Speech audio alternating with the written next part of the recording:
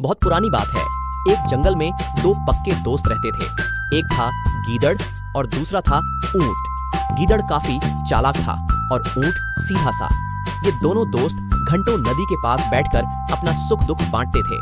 दिन गुजरते गए और उनकी दोस्ती गहरी होती गई। एक दिन किसी ने गीदड़ को बताया कि पास के खेत में पके हुए तरबूज हैं। ये सुनते ही गीदड़ का मन ललचा गया, लेकिन वो खेत नदी पार था। अब नदी को पार करके खेत तक पहुंचना उसके लिए मुश्किल था, इसलिए वो नदी पार करने की तरकीब सोचने लगा। ऊंट को तरबूज काफी पसंद था। वो बोला, वाह, मैं अभी उस गांव में जाता हूँ। मैंने बहुत समय से तरबूज नहीं खाए हैं। ऊंट जल्दी जल्दी नदी पार करके खेत जाने की तैयारी करने लगा। तभी गीदड़ ने कहा, दोस्त, तरबूज मुझे भी अच्छे लगते हैं, लेकिन मुझे तैरना नहीं आता है। तुम तरबूज खा लोगे तो मुझे लगेगा कि मैंने भी खा लिए। तभी ऊंट बोला, तुम चिंता मत करो, मैं तुम्हें अपनी पीठ पर बैठाकर नदी पार करवाऊंगा, फिर साथ में मिलकर तरबूज खाएंगे। ऊंट ने जैसा कहा था वैसा ही किया।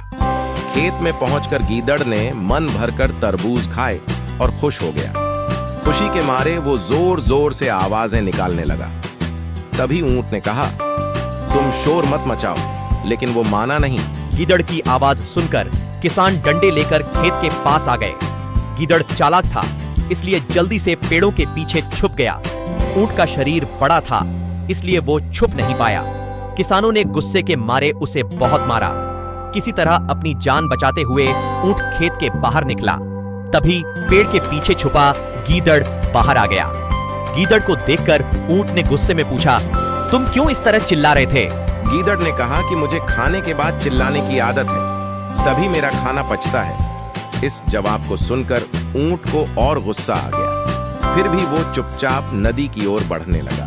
नदी के पास पहुंचकर उसने अपनी पीठ पर गीदड़ को बैठा लिया। इधर ऊंट को मार पड़ने से मन ही मन गीदड़ खुश हो रहा था। उधर नदी के बीच में पहुंचकर ऊंट ने नदी में डुबकी लगानी शुरू कर दी। गीदड़ डर गया और बोलने लगा, ये क्या कर रहे हो? गुस्से में ऊंट ने कहा, मुझे कुछ खाने के बाद उसे हाजम करने के लिए नदी में डुबकी मारनी पड़ती है। गीदड़ को समझ आ गया कि ऊंट उसके किए का बदला ले रहा है। बहुत मुश्किल से गीदड़ पानी से अपनी जान बचाकर नदी किनारे पहुंचा। उस दिन के बाद से गीदड़ ने कभी भी ऊंट को परेशान करने की हिम्मत नहीं की। कहानी से सीख, ऊंट और गीदड़ की कहानी से यह सीख मिलती है कि चालाकी नहीं करनी चाहिए। अपनी करनी खुद पर भारी पड़ जाती है।